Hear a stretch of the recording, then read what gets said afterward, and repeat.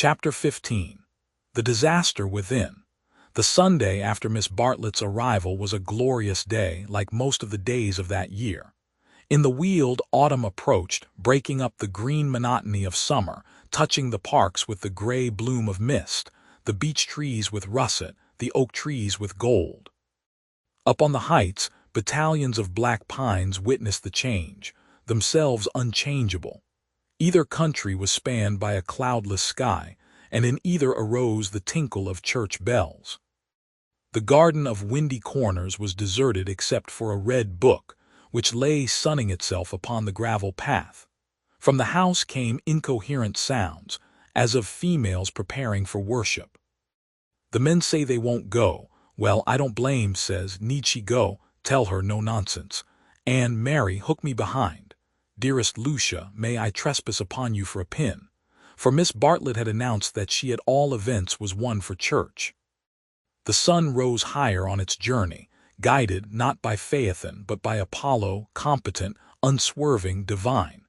Its rays fell on the ladies whenever they advanced towards the bedroom windows, on Mr. B.B. down at Summer Street as he smiled over a letter from Miss Katharine Allen, on George Emerson cleaning his father's boots, and lastly, to complete the catalogue of memorable things, on the red book mentioned previously. The ladies move, Mr. B moves, George moves, and movement may engender shadow. But this book lies motionless, to be caressed all the morning by the sun, and to raise its cover slightly, as though acknowledging the caress. Presently Lucy steps out of the drawing-room window. Her new cerise dress has been a failure and makes her look tawdry and wan. At her throat is a garnet brooch, on her finger a ring set with rubies, an engagement ring. Her eyes are bent to the Weald. She frowns a little, not in anger, but as a brave child frowns when he is trying not to cry. In all that expanse no human eye is looking at her, and she may frown unrebuked and measure the spaces that yet survive between Apollo and the western hills. Lucy, Lucy, what's that book? Who's been taking a book out of the shelf and leaving it about to spoil? It's only the library book that Cecil been reading. But pick it up, and don't stand idling there like a flamingo. Lucy picked up the book and glanced at the title listlessly, under a loggia. She no longer read novels herself, devoting all her spare time to solid literature in the hope of catching Cecil up. It was dreadful how little she knew, and even when she thought she knew a thing like the Italian painters, she found she had forgotten it. Only this morning she had confused Francesco Francia with Piero della Francesca, and Cecil had said, "What? You aren't forgetting your Italy already?" And this too had lent anxiety to her eyes when she saluted the dear view and the dear garden in the foreground, and above them, scarcely conceivable elsewhere, the dear sun. "Lucy, have you a sixpence for Minnie and a shilling for yourself?" She hastened in to her mother, who was rapidly working herself into a Sunday fluster. "It's a special collection, I forget what for." "I do beg no vulgar clinking in the plate with halfpennies. See that Minnie has a nice bright sixpence. Where is the child? Minnie, that book's all warped. Gracious, how plain you look. Put it under the atlas to press. Minnie." "Oh, Mrs. Honeychurch," from the upper regions. "Minnie, don't be late, here comes the horse. It was always the horse, never the carriage. Where, Charlotte, run up and hurry her. Why is she so long? She had nothing to do. She never brings anything but blouses." "Poor Charlotte, how I do detest blouses, Minnie." Paganism is infectious, more infectious than diphtheria or piety, and the rector's niece was taken to church protesting. As usual, she didn't see why. Why shouldn't she sit in the sun with the young men? The young men, who had now appeared, mocked her with ungenerous words. Mrs. Honeychurch defended orthodoxy, and in the midst of the confusion Miss Bartlett, dressed in the very height of the fashion, came strolling down the stairs. "Dear Marian, I am very sorry, but I have no small change, nothing but sovereigns and half-crowns. Could anyone give me?" "Yes, easily, jump in. Gracious me, how smart you look, what a lovely frock. You put us all to shame." "If I did not wear my best rags and tatters now, when should I wear them?" said Miss Bartlett reproachfully. She got into the victoria and placed herself with her back to the horse. The necessary roar ensued, and then they drove off. "Goodbye, be good," called out Cecil. Lucy bit her lip, for the tone was sneering. On the subject of church and so on, they had had rather an unsatisfactory conversation. He had said that people ought to overhaul themselves, and she did not want to overhaul herself. She did not know it was done. Honest orthodoxy Cecil respected, but he always assumed that honesty is the result of a spiritual crisis. He could not imagine it as a natural birthright that might grow heavenward like flowers. All that he said on this subject pained her, though he exuded tolerance from every pore.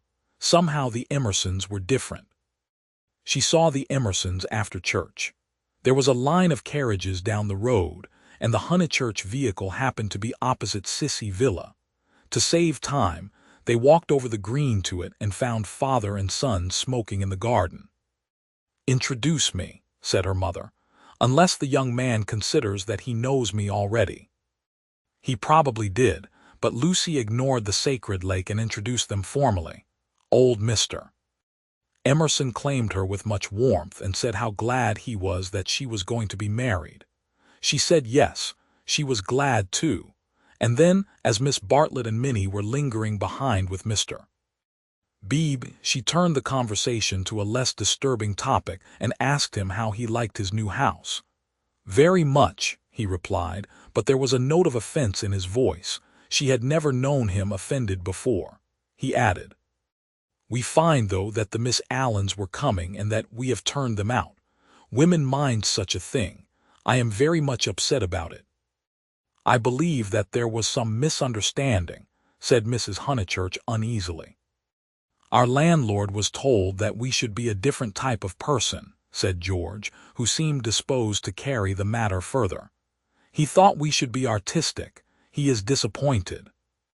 And I wonder whether we ought to write to the Miss Allens and offer to give it up." "What do you think?" he appealed to Lucy. "Oh, stop now you have come," said Lucy lightly. She must avoid censuring Cecil, for it was on Cecil that the little episode turned, though his name was never mentioned. "So George says. He says that the Miss Allens must go to the wall, yet it does seem so unkind." "There is only a certain amount of kindness in the world," said George, watching the sunlight flash on the panels of the passing carriages. "Yes," exclaimed Mrs. Honeychurch, "that's exactly what I say. Why all this twiddling and twaddling over two Miss Allens? There is a certain amount of kindness, just as there is a certain amount of light," he continued in measured tones. "We cast a shadow on something wherever we stand, and it is no good moving from place to save things, because the shadow always follows. Choose a place where you won't do harm. Yes, choose a place where you won't do very much harm and stand in it for all you are worth, facing the sunshine." "Oh, Mr. Emerson, I see you're clever." "Eh, I see you're going to be clever. I hope you didn't go behaving like that to poor Freddie." George's eyes laughed, and Lucy suspected that he and her mother would get on rather well. "No, I didn't," he said. "He behaved that way to me. It is his philosophy. Only he starts life with it, and I have tried the note of interrogation first." "What do you mean?" "No, never mind what you mean. Don't explain." "He looks forward to seeing you this afternoon. Do you play tennis? Do you mind tennis on Sunday?" George mind tennis on Sunday. George, after his education, distinguished between Sunday. "Very well, George doesn't mind tennis on Sunday." "No more do I, that's settled. Mr. Emerson, if you could come with your son we should be so pleased." He thanked her, but the walk sounded rather far. He could only potter about in these days. She turned to George. "And then he wants to give up his house to the Miss Allens." "I know," said George, and put his arm round his father's neck. The kindness that Mr. Beebe and Lucy had always known to exist in him came out suddenly, like sunlight touching a vast landscape, a touch of the morning sun. She remembered that in all his perversities he had never spoken against affection. Miss Bartlett approached. "You know our cousin, Miss Bartlett," said Mrs. Honeychurch pleasantly. "You met her with my daughter in Florence." "Yes, indeed," said the old man, and made as if he would come out of the garden to meet the lady. Miss Bartlett promptly got into the victoria. Thus entrenched, she emitted a formal bow. It was the pension Bertolini again, the dining table with the decanters of water and wine. It was the old battle of the room with the view. George did not respond to the bow. Like any boy, he blushed and was ashamed. He knew that the chaperone remembered. He said, "I'll come up to tennis if I can manage it," and went into the house. Perhaps anything that he did would have pleased Lucy, but his awkwardness went straight to her heart. Men were not gods after all, but as human and as clumsy as girls. Even men might suffer from unexplained desires and need help. To one of her upbringing and of her destination, the weakness of men was a truth unfamiliar, but she had surmised it at Florence, when George threw her photographs into the river Arno. "George, don't go," cried his father, who thought it a great treat for people if his son would talk to them. "George has been in such good spirits today, and I am sure he will end by coming up this afternoon." Lucy caught her cousin's eye. Something in its mute appeal made her reckless. "Yes," she said, raising her voice, "I do hope he will."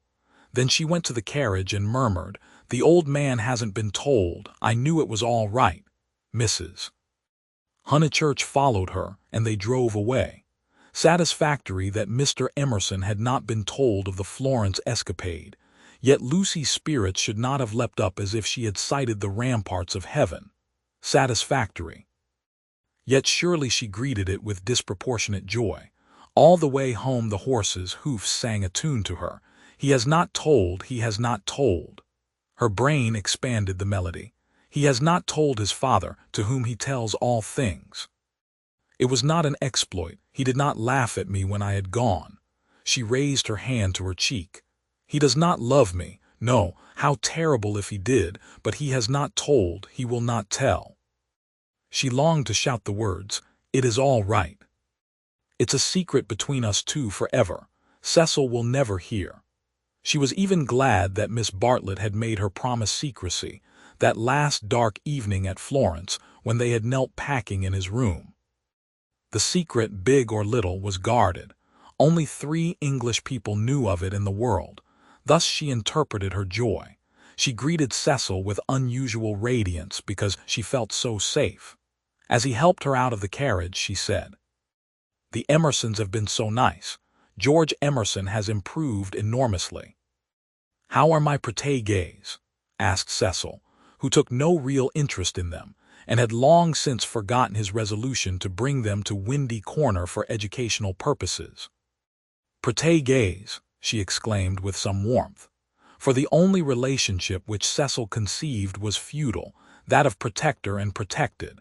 He had no glimpse of the comradeship after which the girl's soul yearned. "You shall see for yourself how your protégés are. George Emerson is coming up this afternoon. He is a most interesting man to talk to. Only don't," she nearly said, "don't protect him." But the bell was ringing for lunch, and as often happened, Cecil had paid no great attention to her remarks. Charm, not argument, was to be her forte. Lunch was a cheerful meal. Generally Lucy was depressed at meals. Someone had to be soothed, either Cecil or Miss Bartlett, or a being not visible to the mortal eye, a being who whispered to her soul, "It will not last, this cheerfulness. In January you must go to London to entertain the grandchildren of celebrated men." But today she felt she had received a guarantee. Her mother would always sit there, her brother here. The sun, though it had moved a little since the morning, would never be hidden behind the western hills. After luncheon they asked her to play. She had seen Gluck's Armide that year, and played from memory the music of the enchanted garden, the music to which Renaud approaches, beneath the light of an eternal dawn, the music that never gains, never wanes, but ripples forever like the tideless seas of fairyland. Such music is not for the piano, and her audience began to get restive, and Cecil, sharing the discontent, called out, "Now play us the other garden, the one in Parsifal." She closed the instrument. "Not very dutiful," said her mother's voice. Fearing that she had offended Cecil, she turned quickly round. There George was. He had crept in without interrupting her. "Oh, I had no idea," she exclaimed, getting very red. And then, without a word of greeting, she reopened the piano. Cecil should have the Parsifal and anything else that he liked. "Our performer has changed her mind," said Miss Bartlett, perhaps implying, "she will play the music to Mr. Emerson." Lucy did not know what to do nor even what she wanted to do. She played a few bars of the Flower Maidens, sang very badly, and then she stopped. "I vote tennis," said Freddie, disgusted at the scrappy entertainment. "Yes, so do I." Once more she closed the unfortunate piano. "I vote you have amends for." "All right." "Not for me, thank you," said Cecil. "I will not spoil the set."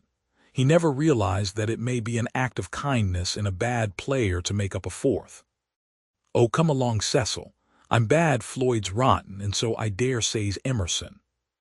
George corrected him, "I am not bad." One looked down one's nose at this. "Then certainly I won't play," said Cecil, while Miss Bartlett, under the impression that she was snubbing George, added, "I agree with you, Mr. Vyse. You had much better not play, much better not." Minnie, rushing in where Cecil feared to tread, announced that she would play. "I shall miss every ball anyway, so what does it matter?" But Sunday intervened and stamped heavily upon the kindly suggestion.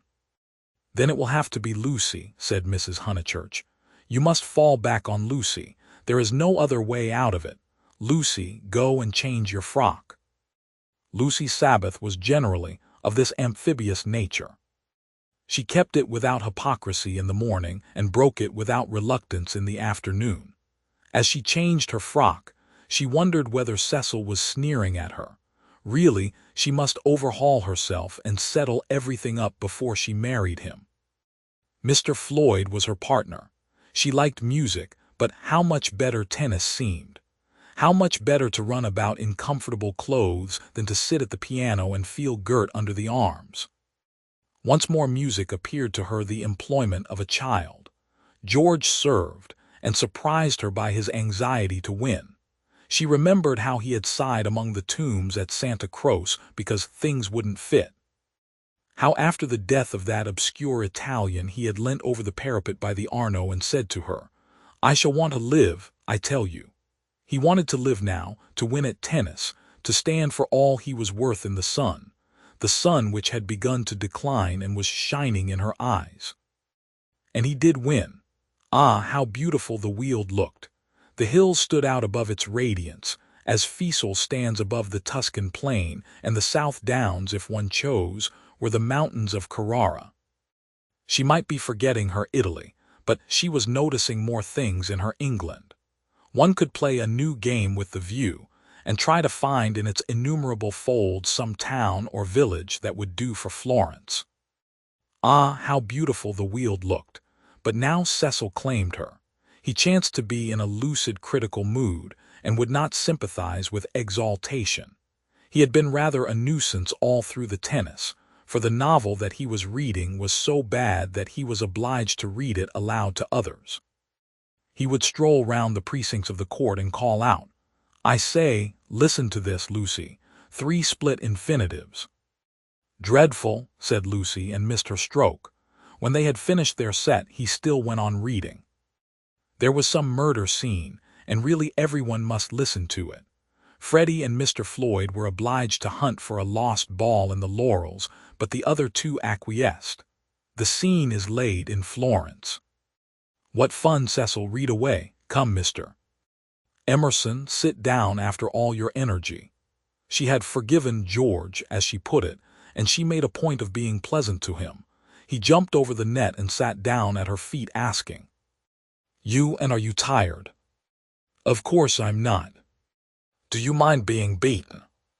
She was going to answer no, when it struck her that she did mind, so she answered yes. She added merrily, "I don't see you're such a splendid player, though." The light was behind you, and it was in my eyes. I never said I was.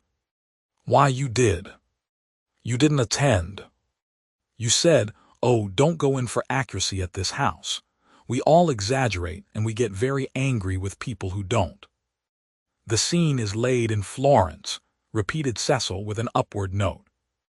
Lucy recollected herself. Sunset, Leonora was speeding. Lucy interrupted. "Leonora, is Leonora the heroine? Who's the book by?" Joseph Emery Prank. Sunset, Leonora speeding across the square. Pray the saints she might not arrive too late. Sunset, the sunset of Italy. Under Orcagna's loggia, the Loggia de Lanzi, as we sometimes call it now. Lucy burst into laughter. Joseph Emery Prank indeed. Why, it's Miss Lavish. It's Miss Lavish's novel, and she's publishing it under somebody else's name. Who may Miss Lavish be? Oh, a dreadful person. Mr. Emerson, you remember Miss Lavish. Excited by her pleasant afternoon, she clapped her hands. George looked up. Of course I do. I saw her the day I arrived at Summer Street. It was she who told me that you lived here. Weren't you pleased? She meant to see Miss Lavish. But when he bent down to the grass without replying, it struck her that she could mean something else. She watched his head, which was almost resting against her knee, and she thought that the ears were reddening. No wonder the novel's bad, she added. I never liked Miss Lavish, but I suppose one ought to read it as one's met her. All modern books are bad, said Cecil, who was annoyed at her inattention, and vented his annoyance on literature. Everyone writes for money in these days. Oh, Cecil. It is so. I will inflict Joseph Emery Prank on you no longer. Cecil this afternoon seemed such a twittering sparrow. The ups and downs in his voice were noticeable, but they did not affect her. She had dwelt amongst melody and movement, and her nerves refused to answer to the clang of his. Leaving him to be annoyed, she gazed at the black head again. She did not want to stroke it, but she saw herself wanting to stroke it. The sensation was curious. How do you like this view of ours, Mr. Emerson? I never notice much difference in views. What do you mean? Because they're all alike. Because all that matters in them is distance and air. Said Cecil, uncertain whether the remark was striking or not. My father, he looked up at her, and he was a little flushed, says that there is only one perfect view, the view of the sky straight over our heads, and that all these views on earth are but bungled copies of it. I expect your father has been reading Dante, said Cecil, fingering the novel, which alone permitted him to lead the conversation. He told us another day that views are really crowds, crowds of trees and houses and hills, and are bound to resemble each other, like human crowds, and that the power they have over us is sometimes supernatural, for the same reason. Lucy's lips parted. For a crowd is more than the people who make it up. Something gets added to it. No one knows how, just as something has got added to those hills. He pointed with his racket to the South Downs. What a splendid idea, she murmured. I shall enjoy hearing your father talk again. I'm so sorry he's not so well. No, he isn't well. There's an absurd account of a view in this book, said Cecil. Also that men fall into two classes, those who forget views and those who remember them, even in small rooms. Mr. Emerson, have you any brothers or sisters? None. Why? You spoke of us. My mother I was meaning. Cecil closed the novel with a bang. Oh, Cecil, how you made me jump. I will inflict Joseph Emery Prank on you no longer. I can just remember us all three going into the country for the day and seeing as far as Hindhead. It is the first thing that I remember. Cecil got up. The man was ill-bred. He hadn't put on his coat after tennis. He didn't do. He would have strolled away if Lucy had not stopped him. Cecil, do read the thing about the view. Not while Mr. Emerson is here to entertain us. No, read away. I think nothing's funnier than to hear silly things read out loud, If Mr. Emerson thinks us frivolous, he can go. This struck Cecil as subtle and pleased him. It put their visitor in the position of a prig. Somewhat mollified, he sat down again. Mr. Emerson, go and find tennis balls. She opened the book. Cecil must have his reading and anything else that he liked.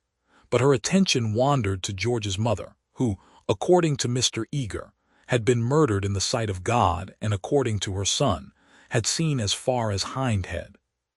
"Am I really to go?" asked George. "No, of course not really," she answered. "Chapter 2, said Cecil, yawning. "Find me Chapter 2 if it isn't bothering you." Chapter 2 was found, and she glanced at its opening sentences. She thought she had gone mad. "Here, hand me the book." She heard her voice saying, "It isn't worth reading, it's too silly to read. I never saw such rubbish, it oughtn't to be allowed to be printed." He took the book from her. Leonora, he read, sat pensive and alone. Before her lay the rich champaign of Tuscany, dotted over with many a smiling village. The season was spring.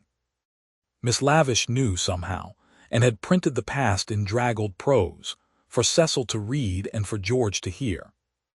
A golden haze, he read, afar off the towers of Florence, while the bank on which she sat was carpeted with violets. All unobserved Antonio stole up behind her. Lest Cecil should see her face, she turned to George and saw his face. He read. There came from his lips no wordy protestation such as formal lovers use. No eloquence was his, nor did he suffer from the lack of it. He simply enfolded her in his manly arms. "This isn't the passage I wanted," he informed them. "There is another much funnier further on." He turned over the leaves. "Should we go in to tea?" said Lucy, whose voice remained steady. She led the way up the garden, Cecil following her, George last. She thought a disaster was averted, but when they entered the shrubbery it came. The book, as if it had not worked mischief enough, had been forgotten, and Cecil must go back for it. And George, who loved passionately, must blunder against her in the narrow path. "No," she gasped, and for the second time was kissed by him. As if no more was possible, he slipped back. Cecil rejoined her. They reached the upper lawn alone.